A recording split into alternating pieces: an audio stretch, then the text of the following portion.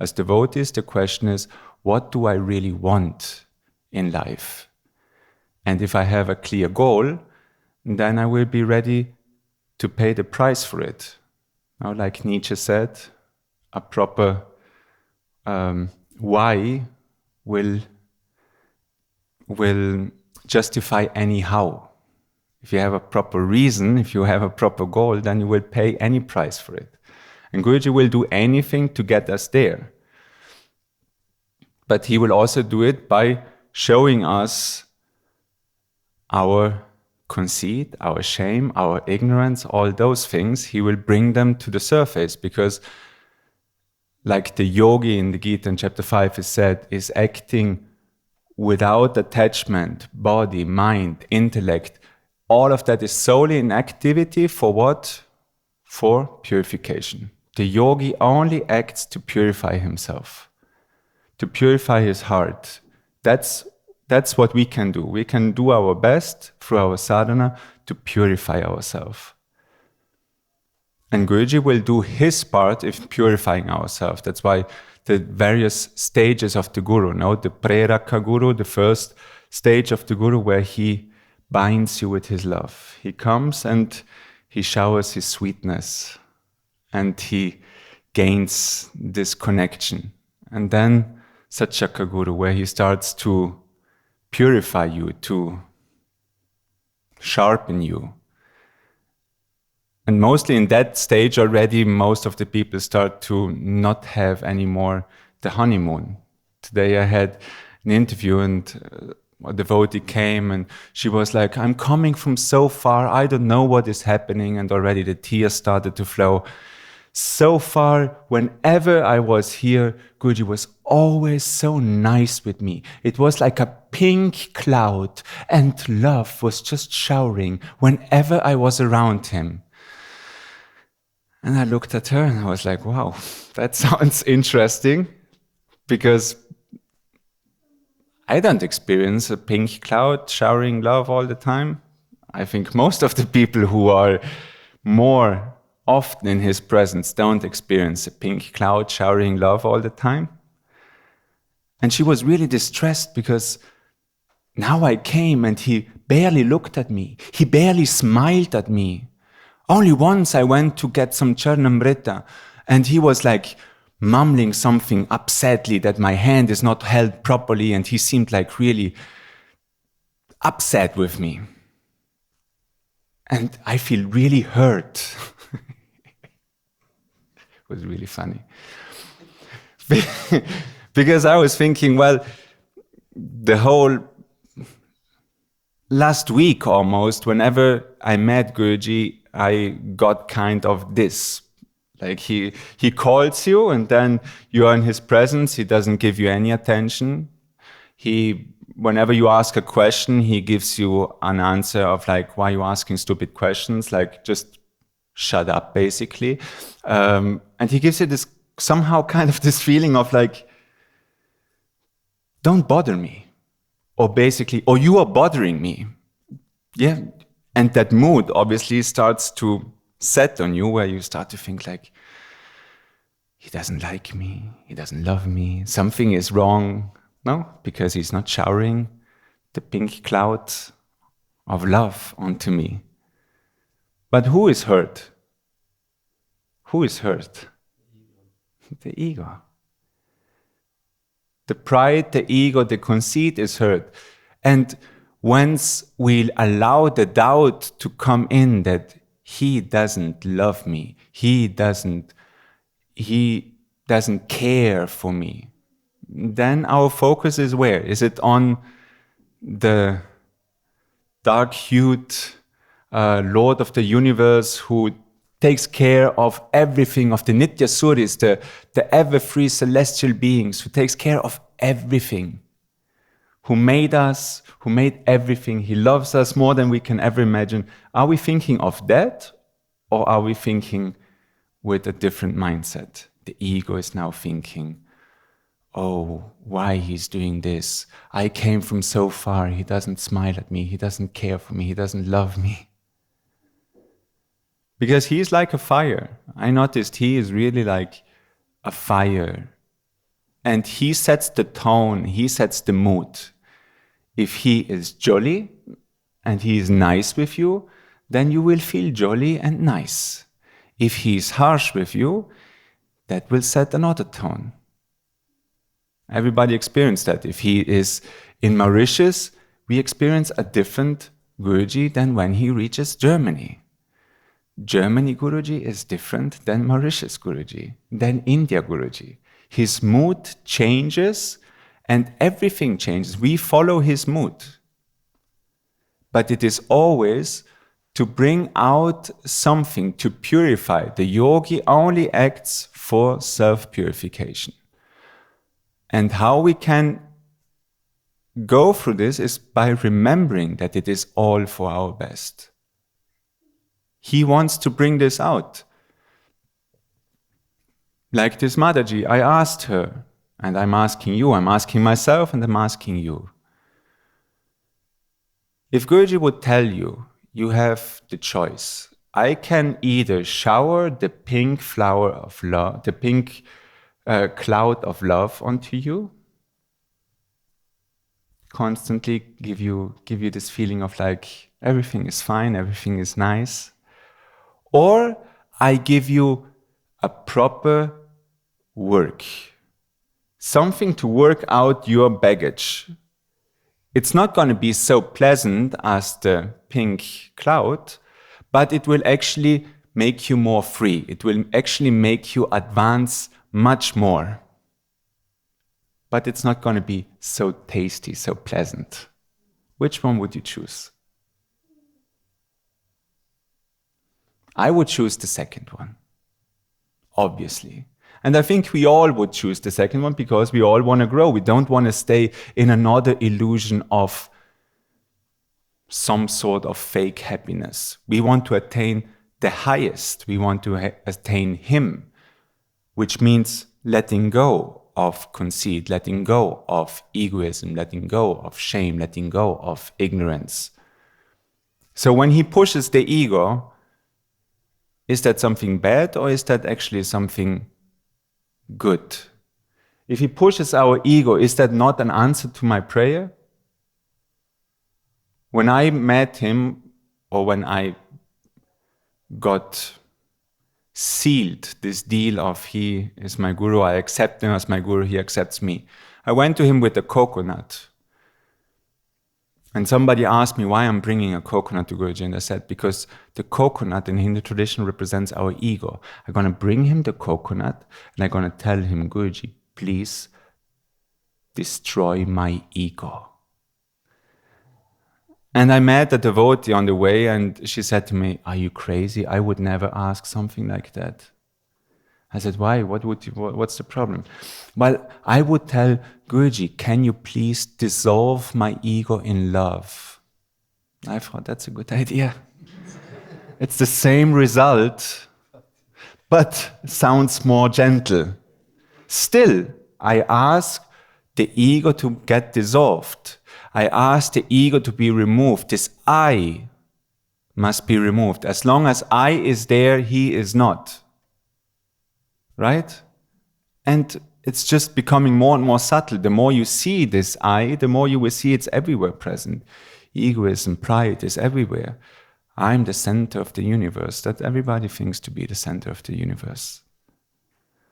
And when he starts to dig, then we can either run away from it, or we can start to see that it's an act of his love and start to take on the good fight and actually stop being upset with him, because that sometimes happens, or with whoever makes you feel in a certain way, and start working on yourself. How can I deal with these feelings of anger, of sadness, of jealousy, of all those feelings which are limiting me?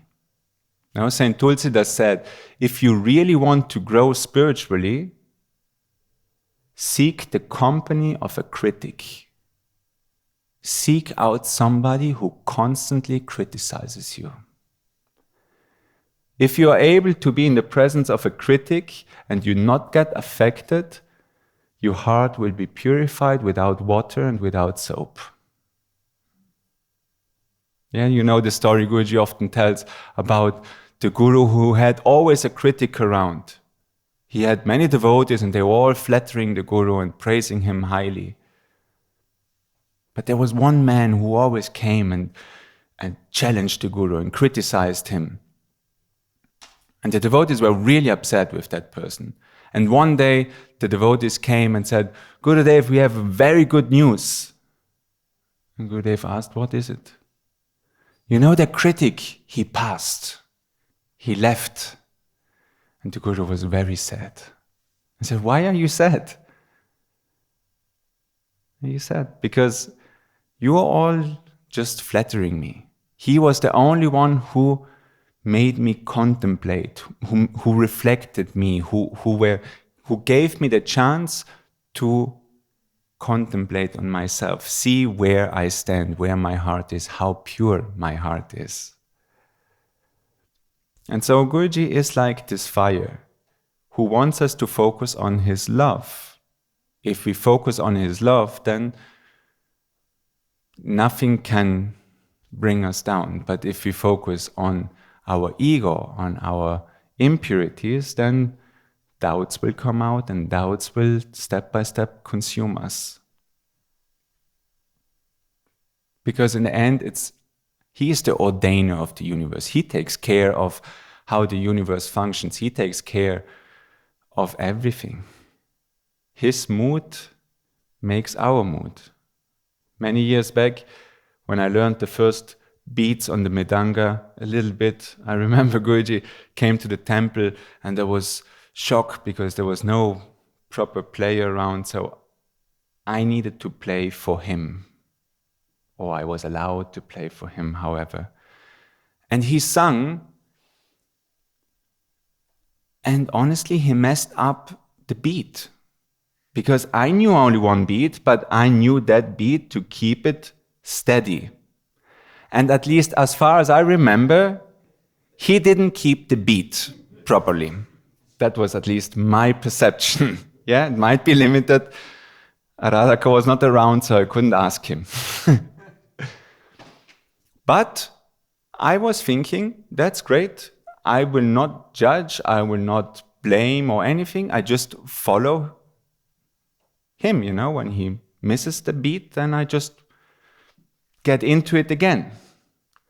And we actually did a nice job. We managed well to do our kirtan together. And I was very happy afterwards. I was like, well done, good job. And then nothing, I went to my room and was quite happy. We were like a team. Guruji and me were like a team. We were making music together, yeah? At some point he came to my room and I was thinking, I was really happy about what just happened. I was almost sure he's gonna also be happy how well it worked out. And he came and he sat down and he was like, wow, what happened with you today? And I was like, what do you mean? I was like, my God, you were playing so wrong all the time. Oh, my happiness went immediately to sort of upsetness, if not to say a little anger. What do you mean? I played wrong. What am I gonna tell you now? You were wrong? Should I tell you that who actually was wrong? So anger started to come up, and at some point, as he was pushing, my God, all the time, like, it's impossible to sing with you, like, you were so bad, and, you know, like, digging and digging and digging. And at some point, I said, I wasn't wrong, you were wrong. You were playing wrong. Anger spoke. Now, what did he do? He didn't get angry about my anger. He just took it and said, oh yes, oh, I'm so sorry, I'm really so bad. And he went into a mood of like taking the blame I now threw at him. And immediately, from that moment of anger, which I had, there was a feeling of like, oh my God, it pained the heart so much. I accused my guru. I hurt my guru.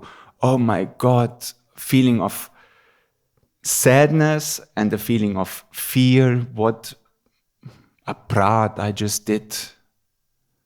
So it came from being very exalted, very happy, to getting angry, to in one moment getting sad, to getting afraid. And at some point he came out from that and he was again happy and brought up a good mood. And again I was back in a joyful mood. And now I thought, nice, so now we're gonna spend finally some nice time together. And in that moment, he stood up and left. And in that moment, again, I felt angry because I thought we're gonna spend some nice time together. Expectation. And it felt like this whole thing happened in maybe 5 to 10 minutes.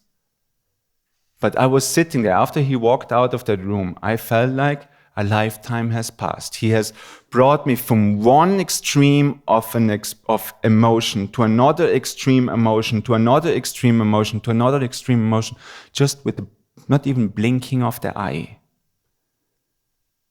Through all those emotions, he brings you and then he goes. To show that they are all passing by, they're not staying. Like the joy which we have in this world doesn't stay, so you should not get attached to the joy of this world. That's a common thing which we know on the spiritual path. The same we have to apply to the misery of this world. Also, our suffering is not gonna stay, so don't attach yourself to that. Otherwise, we play the same game as we did before. We might have suffered in the normal world and we went to the spiritual path and have found some relief. Now, if we just stay on that, wanting to feel good, then the moment the first challenge comes, the first purification process comes and we are down again, we run risk to leave again and look for the next joy, because we just have the attachment of wanting the good times to last forever and the bad times to end as quickly as possible. But a devotee, a yogi, a gunatita, a sage, all of those things, they always described as somebody who's not attached neither to raga nor to dvesha, neither to the pleasure nor to the pain, neither to the attraction or that which is not pleasant. Just take everything and know that everything is blessings of the Lord. Everything is His grace so that we can get purified. And how we do that is by focusing on His love, by focusing on His grace and knowing that all of it is His gift so that we actually get to the highest goal. Jai Gurudev.